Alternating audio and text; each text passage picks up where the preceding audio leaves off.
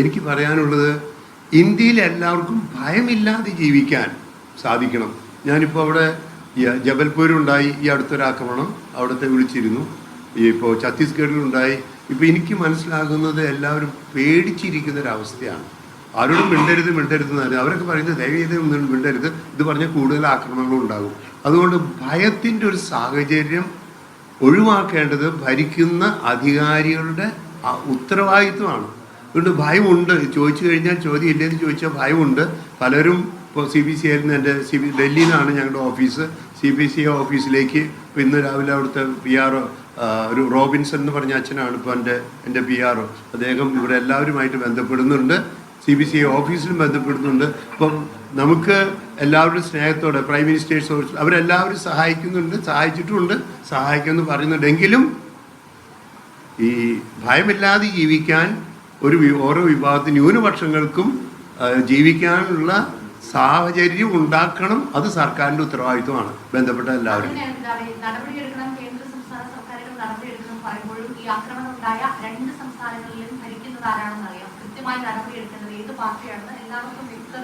ഞാൻ ഭരിക്കുന്ന സർക്കാരിനെ ഞാൻ പറയുള്ളൂ.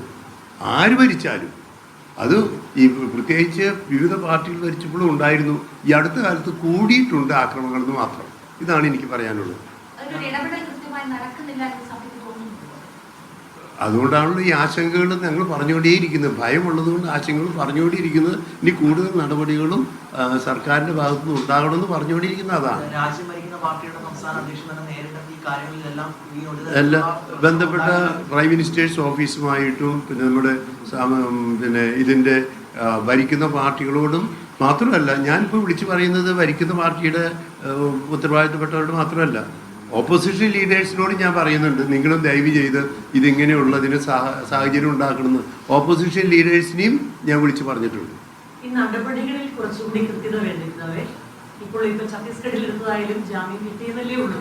അവിടെ കേസ് അവിടെ കിടക്കുകയല്ലേ. അപ്പം ഞങ്ങളുടെ അപേക്ഷ ആ കേസ് തെറ്റായ ആരോപണമാണ്. അതേക്കുറിച്ച് ഞാൻ അന്വേഷിച്ചപ്പോൾ ഈ ആരോപണത്തിൽ യാതൊരു കഴമ്പുമില്ല. അതുകൊണ്ട് തെറ്റായ ആരോപണമായതിനാൽ കേസ് എന്താ പറയുക, അതിന് എത്രയും വേഗം FIR നോക്കി തന്നെ എന്തായാലും എത്രയും വേഗം കേസ് ഇല്ലാതാക്കണം, ക്വാഷ് ചെയ്യണം. ഇതാണ് എനിക്ക് പറയാനുള്ളത്. കാരണം തെറ്റായൊരു കേസ് ഉണ്ടാക്കി കഴിഞ്ഞാൽ നേരത്തെ നിങ്ങൾക്കറിയാൻ ചില സ്ഥലങ്ങളിലും ഇപ്പം തൃശ്ശൂരിൽ നിന്ന് തന്നെ ഒരു അച്ഛൻ ബാബു സെബാസ്റ്റ്യൻ എന്ന് പറഞ്ഞൊരു അച്ഛൻ ഏകദേശം 89 ദിവസവും മറ്റോ ജയിലിൽ കിടന്നു.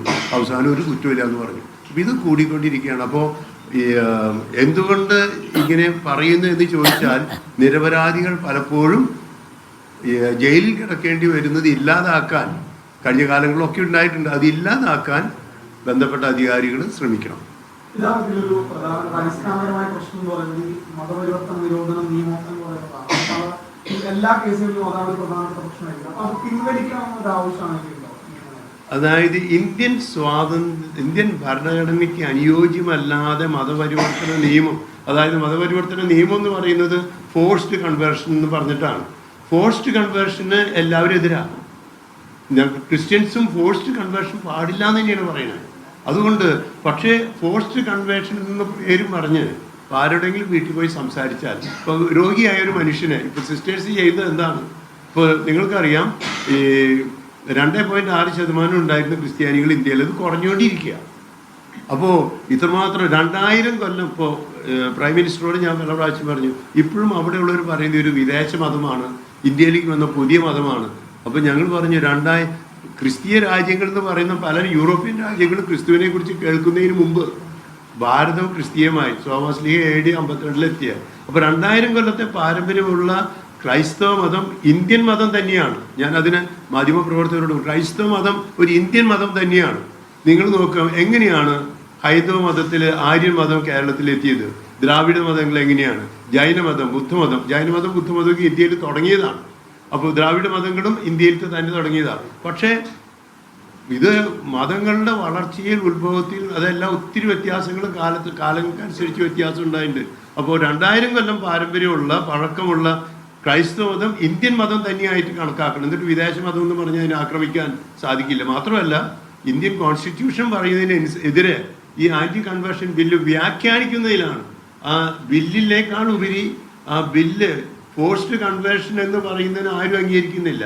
എന്നാൽ ഫോഴ്സ് കൺവേർഷൻ എന്ന പേരും പറഞ്ഞ് ഉടുപ്പിട്ട് ഒരു കന്യാസ്ത്രീ നടന്നാൽ ആ കന്യാസ്ത്രീ പോകുന്നിടത്തൊക്കെ ഫോഴ്സ്ഡ് കൺവേർഷൻ നടത്തുക. ഒരു അച്ഛനെ കണ്ടു കഴിഞ്ഞാൽ അല്ലെങ്കിൽ ഒരു പ്രയർ സർവീസ് നടത്തി കഴിഞ്ഞാൽ ആരെങ്കിലും ഒരാൾ ധ്യാനത്തിന് ഏതെങ്കിലും ഒരു മറ്റു മതത്തിൽപ്പെട്ട ആൾ ചെന്ന് കഴിഞ്ഞാൽ ഇതെല്ലാം ഫോഴ്സ്ഡ് കൺവേർഷൻ ആണെന്ന് വ്യാഖ്യാനിച്ച് ആക്രമിക്കുന്നതിനെയാണ് നമ്മൾ എതിർക്കുന്നത്.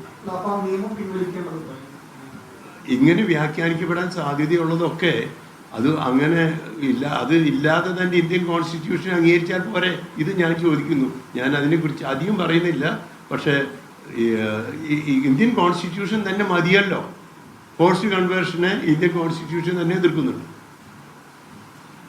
അപ്പോൾ അങ്ങനെയാണെങ്കിൽ നിങ്ങൾക്ക് പ്രത്യേകം നന്ദി. ഏകദേശം ഈ അവർക്ക് പേടിയുണ്ടെന്നുള്ളത് വാസ്തവമാണ്. അതുകൊണ്ട് തന്നെ അവർ പറഞ്ഞു ഇതേക്കുറിച്ചൊന്നും അധികമൊന്നും പറയണ്ടെന്ന്. എന്ന് പറഞ്ഞു കഴിഞ്ഞാൽ ഒരു പേടി അവർക്കുണ്ട്.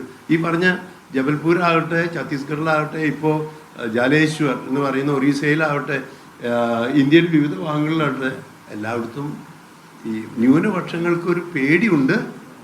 ആ പേടി ഇല്ലാതാക്കാം. പിന്നെ ഇതിൻ്റെ ആക്രമണങ്ങൾ ഓരോ സ്ഥലത്തും ഓരോ ഈ ഫ്രിഞ്ച് ഗ്രൂപ്പ്സ് അല്ലെങ്കിൽ തീവ്രവാദ ഗ്രൂപ്പുകളുണ്ടല്ലോ, അത് ഓരോ സ്ഥലത്തും അതെല്ലാ മതത്തിൽപ്പെട്ടവരിൽ ഉണ്ടാകാം, ഉണ്ട് എന്നൊക്കെയാണ് പറയുന്നത്. അപ്പൊ അങ്ങനെയാവട്ടെ. അപ്പൊ താങ്ക് യു. നിങ്ങൾക്ക് എല്ലാവർക്കും നന്ദി.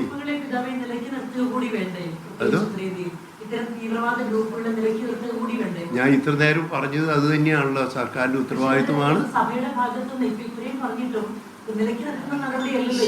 അതായത് ഞങ്ങൾക്ക് അപേക്ഷിക്കാനാണ്. ക്രിസ്ത്യാനിയാണെങ്കിൽ ശത്രുവിനെ തോൽപ്പിക്കുക അല്ലെങ്കിൽ ഇല്ലാതാക്കുന്നുള്ളത് ക്രൈസ്തവ ചൈതന്യമല്ല. അപേക്ഷിക്കാനേ പറ്റുള്ളൂ. പിന്നെ ഞങ്ങളുടെ ഒരു മാർഗം സ്നേഹിക്കുക, ശുശ്രൂഷിക്കുക, സഹായിക്കുക.